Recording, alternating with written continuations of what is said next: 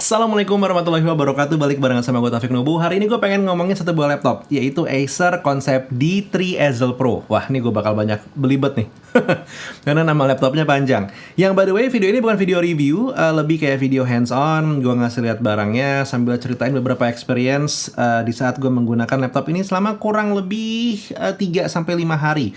Jadi bener-bener nggak bisa gue bilang video review karena banyak data yang memang belum gue miliki ya. But either way, kalau tertarik, langsung lanjutin videonya. Sebelumnya, kenalin dulu nama gue Taufik Nubu. Halo, dan emang gue biasa berkeliaran di dunia internet itu ngomongin tentang teknologi dan juga productivity. Jadi kalau lo termasuk orang yang senang dengan hal-hal seperti itu, please do klik tombol subscribe dan juga nyalakan notifikasi untuk semua aktivitas dari channel ini. Gak ketinggalan, gue bakal bikin disclaimer kalau laptop yang gue pegang saat ini, Acer Concept D3 Ezel Pro ini memang dipinjamkan oleh Acer Indonesia. Nggak terlalu lama, mungkin sekitar 5 hari sampai 7 hari buat gue coba dan gue bikin videonya. Gue ceritain tapi Acer tidak membayar gue. Pure, ini adalah video yang gue bikin karena gue penasaran dan pengen cerita experience penggunaan dari laptop yang satu ini. Konsep D ini sendiri kalau gue bisa cerita adalah satu buah laptop yang sebenarnya udah lumayan lama bikin gue penasaran gitu ya.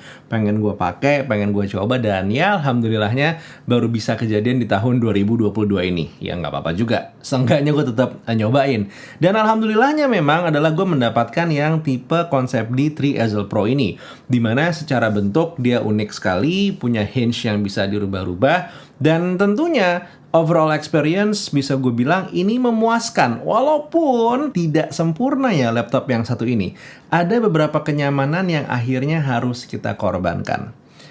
Gini, gue coba elaborate ya. Kita omongin dari spesifikasinya dulu deh. Secara internalnya, konsep D3 Ezel Pro ini hanya tanda kutip menggunakan Core i7. Tapi udah Core i7 yang hitungannya tinggi ya. i7 11800H untuk prosesornya. Dan nggak berhenti di sana, laptop ini juga udah diperkuat dengan Nvidia Quadro T1200.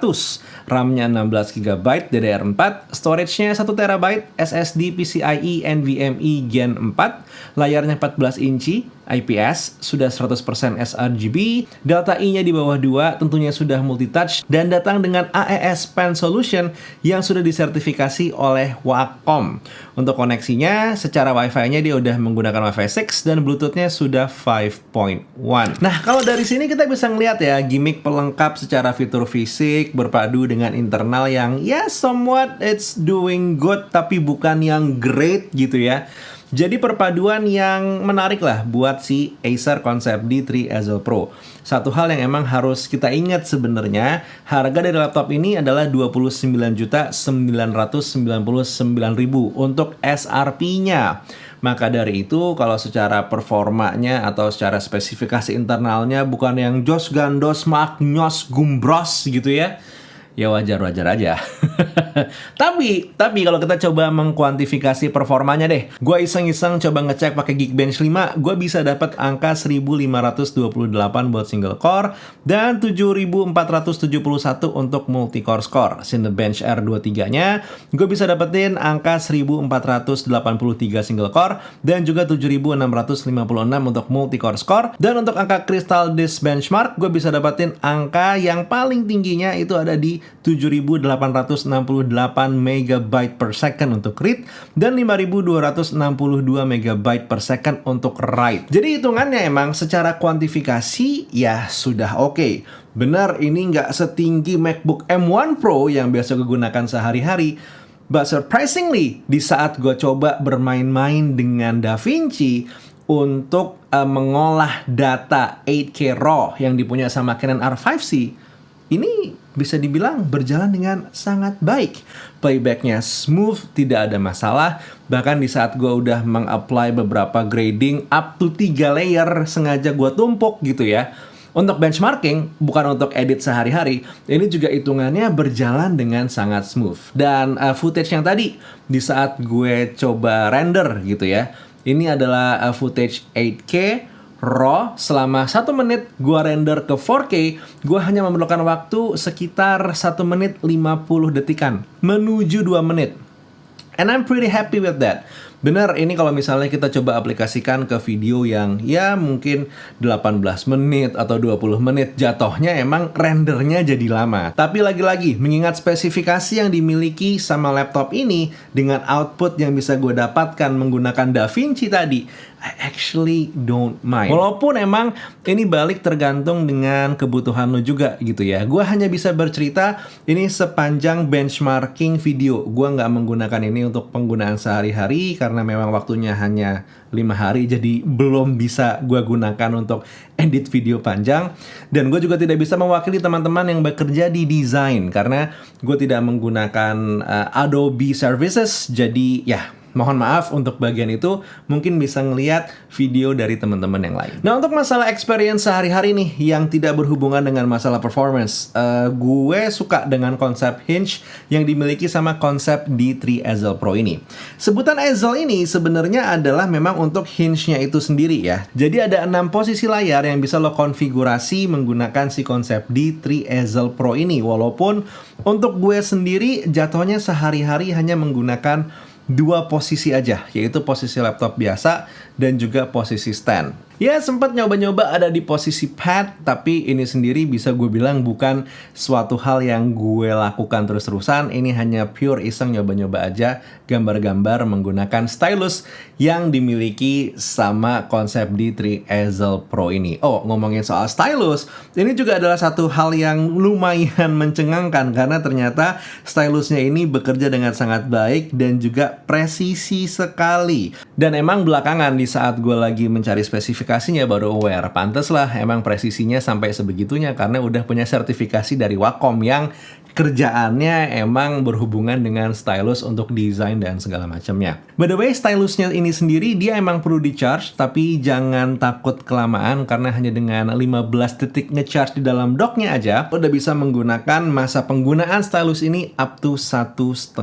jam. Di awal gue sempat bilang, ada beberapa kenyamanan yang harus gue korbankan. Itu di mana? Nah, ini adalah pengorbanan kenyamanan yang menurut gue emang tipis, tapi kalau misalkan lo membutuhkan atau menggunakan berinteraksi sehari-hari, ini bisa jadi mengganggu. Yang pertama itu adalah masalah keyboard. Gue nggak ngerti gimana ceritanya, tapi si konsep D3 Ezel Pro ini punya keyboard yang menurut gue pribadi kurang pleasing. Rasanya pas dipakai ngetik itu agak sedikit aneh. Ini bukan berhubungan dengan layout, ini lebih berhubungan mungkin dengan travel key-nya dan juga feel dari keys-nya itu sendiri. Entah gimana ceritanya, tapi rasanya kurang 29 juta. Hal kedua yang akan kita korbankan dari sisi kenyamanan kalau kita menggunakan laptop ini adalah di bagian speaker. Somehow suaranya menurut gue lagi-lagi kurang 29 juta rupiah. Bassnya menghilang entah kemana, tapi untuk bagian mid dan juga treble-nya emang bisa dibilang clear. Suaranya nggak jelek, tapi gue mengharapkan ada sedikit lebih punchy di bagian bassnya. Kenyamanan ketiga, dan ini adalah kenyamanan terakhir yang menurut gue akan kita korbankan di saat menggunakan laptop ini adalah masalah I/O port. Entah kenapa gitu ya, lengkap tapi kurang banyak. Port yang dipunya sama laptop ini adalah satu Thunderbolt 4, 2 USB 3.2 Gen 1, satu power input, satu HDMI port, satu SD card slot, dan juga satu mini display port. Jadi seperti tadi gue bilang, secara jenis ini udah cukup ya, tapi secara jumlah gue berharap minimal ada 2 lagi USB Type-C port di laptop ini. Entah gimana caranya, pokoknya pengennya ada. Tapi tentu 3 ketidaknyamanan tadi kalau menurut lo nggak penting ya sebenarnya nggak apa-apa juga gitu kan. Lo terbiasa ngetik misalnya pakai mechanical keyboard, lo emang selalu monitoring audio menggunakan headphone, dan lo selalu punya dongle ready, atau mungkin lo udah punya desktop dongle yang ada di rumah yang udah lebih banyak portnya gitu. Ya, stok aja, monggo silahkan. Emang ini adalah satu buah laptop yang sebenarnya powerful enough dan juga menarik buat dipakai sehari-hari if you know how, dan juga if you have the money. By the way, kalau lo emang sudah yakin atau mungkin tertarik banget sama laptop ini, tetap gue menyarankan lo untuk minimal datang ke toko, terus coba ngecek-ngecek dan megang untuk lebih meyakinkan diri lo lagi secara fisik apakah si Acer konsep D3 Ezel Pro ini emang device yang lo mau. Bukan karena device-nya tidak bagus, bukan, tapi karena kadang nih, untuk satu buah barang yang emang harganya agak lumayan tinggi, spesifikasi tuh kadang nggak menjamin ya. Ada faktor X yang memang perlu dirasakan itu dengan cara lo megang langsung. Mungkin dari yang tadinya yakin jadi nggak yakin, atau malah yang tadinya kurang yakin menjadi mantap untuk memilih laptop yang satu ini. Either way, gue akan bilang terima kasih sama Acer yang udah minjemin laptop ini ke gue untuk gue pakai dan gue coba-coba. Mohon maaf sekali lagi, gue belum bisa ngasih satu buah video yang thoroughly, yang reviewnya lengkap, ini itu semua segala macam. Hanya satu atau dua hal aja yang bisa gue sentuh, tapi semoga sedikit experience dari Acer Concept D3 Ezel Pro yang gue ceritain ini bisa membantu lo untuk mendapatkan pencerahan deh gitu ya, untuk lebih ngelihat banyak video lagi, atau untuk ya tadi datang ke toko nyoba dan mana tahu tiba-tiba pengen beli. Anyway, that was the video for today. Yuk kita ngobrol-ngobrol di kolom komentar kalau emang ada hal-hal yang pengen lo tanya, atau mungkin ada hal-hal yang pengen lo komentari, karena gue tahu ini bukan yang paling lengkap untuk review gue. Siapa tahu lo bisa melengkapi, sok tulis di kolom komentar. Buat sekarang Taufik Nubu undur diri. Assalamualaikum warahmatullahi wabarakatuh. Skadush.